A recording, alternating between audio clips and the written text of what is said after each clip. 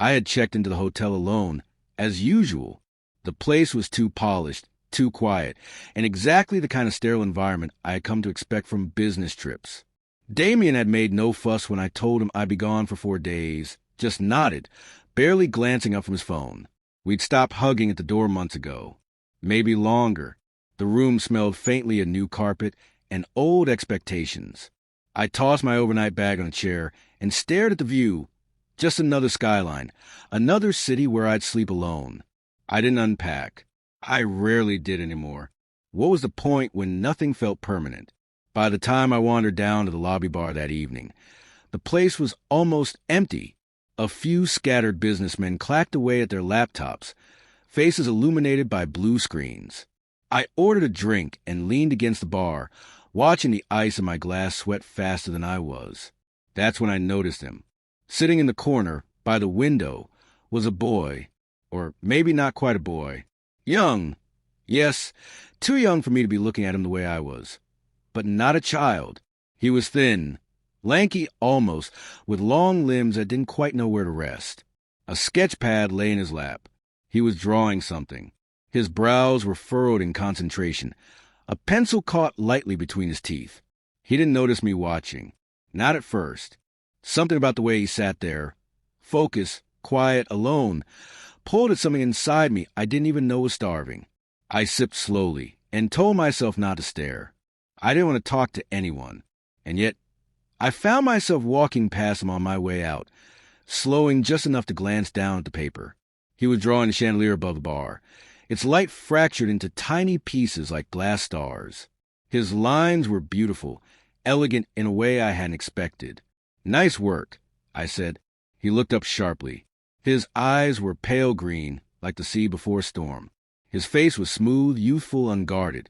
"Thanks," he said softly, blinking a few times. "Just killing time." I smiled. "Aren't we all?"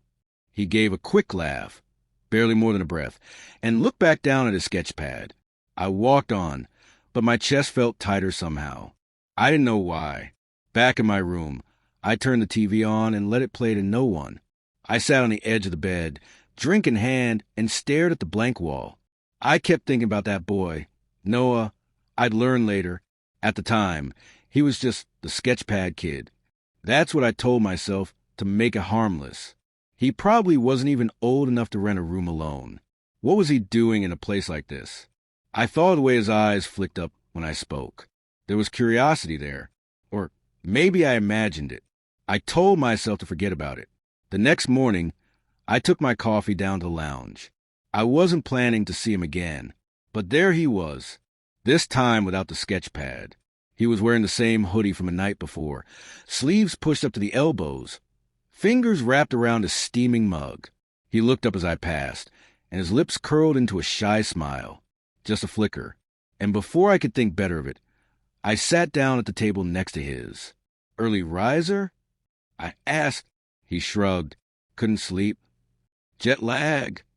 "No," he said, looking out the window. "Just too much in my head, I guess." I nodded. I know that feeling. We didn't say much more, but it was enough to anchor something. A connection, however quiet. I left before it got weird, before I forgot my own age and boundaries.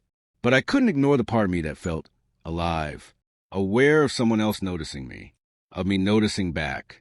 Back upstairs, I set the keycard on the desk and sat by the window. Below, the city moved like clockwork. People went about their lives. I just watched.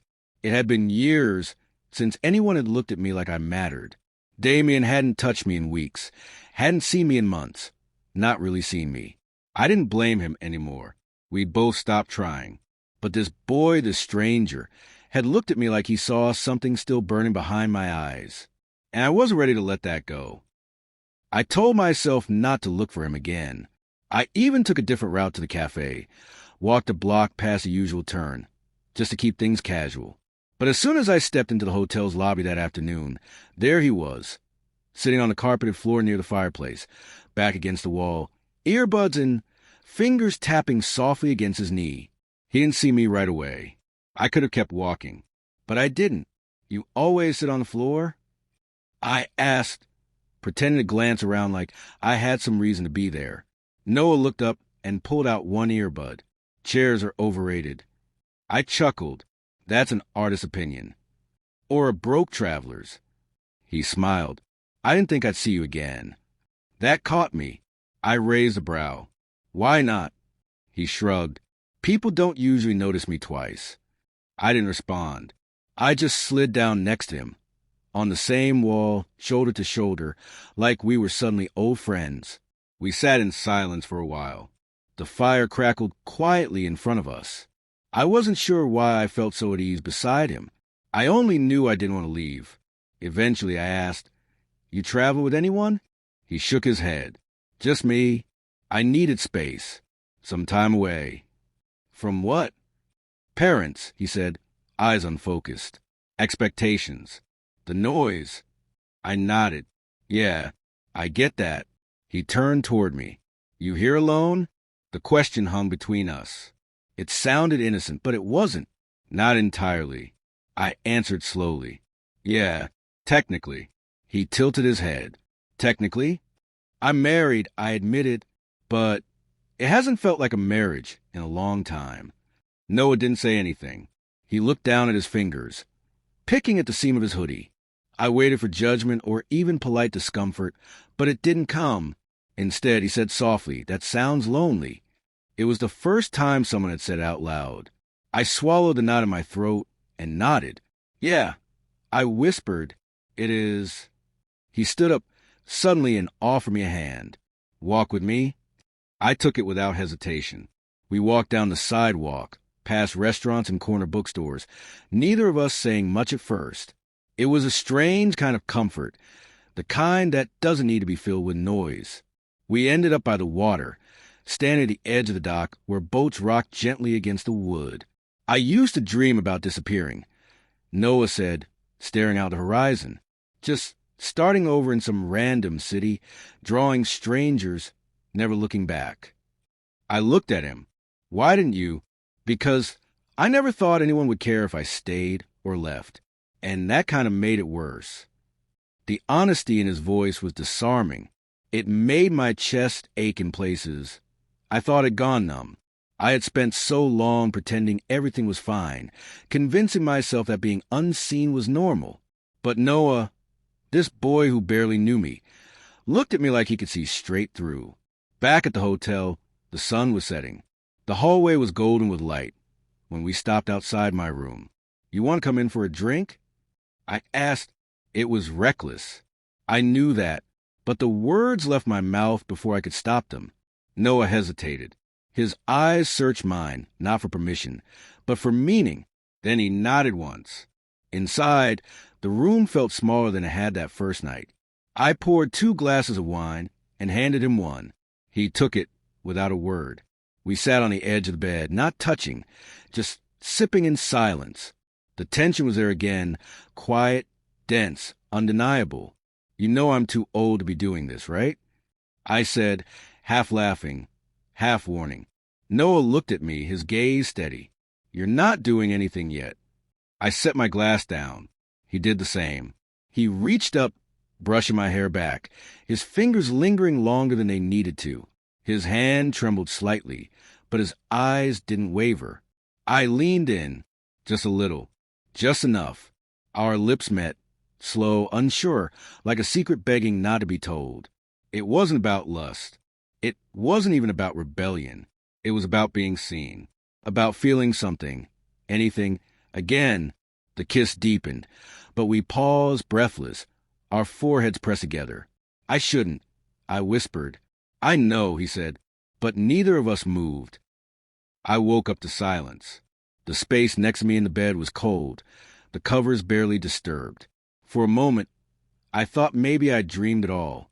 The kiss, the tension, the weight of everything we didn't say out loud. But then I saw the folded piece of hotel stationery on the pillow beside me. In small, uneven handwriting it read, "Thank you. You made me feel safe, even just for one night." And Noah was gone. I sat there, the sheet wrapped around my waist, reading that note over and over again. It wasn't dramatic. It wasn't even romantic. It was real, honest, quietly painful in a way I hadn't expected. I should have felt relief. I should have felt guilt. But mostly I felt hollow. I dressed slowly, moved like I was underwater. When I passed through the lobby, I scanned every corner, the lounge, the cafe, the window seat by the bar, but he wasn't there. His presence, once so palpable, had vanished, like he'd been a mirage that drifted out with the morning light. The city outside had resumed its usual rhythm. Horns honking, conversations blending into the hum of movement. But I wasn't in sync with it anymore. I walked for hours, aimless and silent. Every place we'd been the day before felt marked. The bench by the dock, the side street with the closed art store, that damn fireplace in the lobby. Ghosts of conversation lingered like echoes. Back in my room, I called Damien. He answered on the third ring, his voice sharp and tired. "Hey, everything okay?" "Yeah," I said, forcing normalcy into my voice. "Just checking in.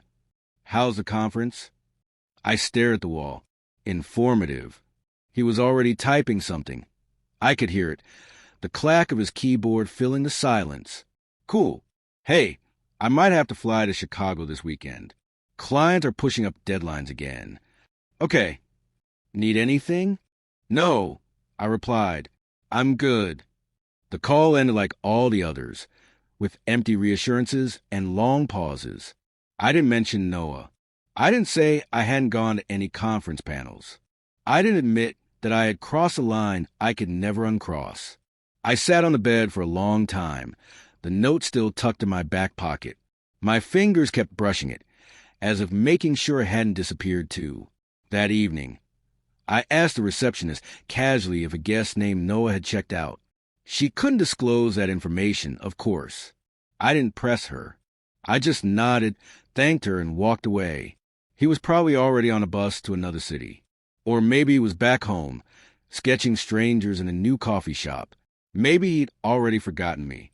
But I wouldn't forget him, not because of what we did, but because of how he looked at me, like I was still someone, like I was still worth something. He didn't ask me to change or pretend. He just listened. He just existed beside me without judgment, without expectation. And that's what hurt the most. At the airport, I kept thinking about my life back home. The beige walls of our apartment. The smell of Damien's cologne on the pillows. The sound of silence over dinner. I'd grown used to it all, accepted it as a cost of being comfortable. But now it just felt like slow erosion. Noah had been a spark in the dark. Just one night, one moment. But it lit up everything I'd been trying not to see. Back home, I stood in our bathroom, staring at myself in the mirror. The same man, the same tired eyes. But something was different. I wasn't numb anymore. I felt everything: shame, desire, loss, confusion, and strangely, a little bit of peace. I slid the note into a drawer. I didn't throw it away. Damien came in a few minutes later, kissed me on the cheek without looking up from his phone. "Hey, you're back." "Yeah," I replied. "I'm back." We sat on opposite ends of the couch that night, both of us scrolling through our screens, neither of us saying much. I wanted to speak. I wanted to tell him something, anything, but the words never came. Later, when he fell asleep beside me, I stepped out onto the balcony. The city stretched out in front of me, lights blinking like quiet signals, waiting to be understood. I lit a cigarette. I hadn't smoked in years. I took one drag, just one, and I let the silence wrap around me, soft and full of everything I couldn't say.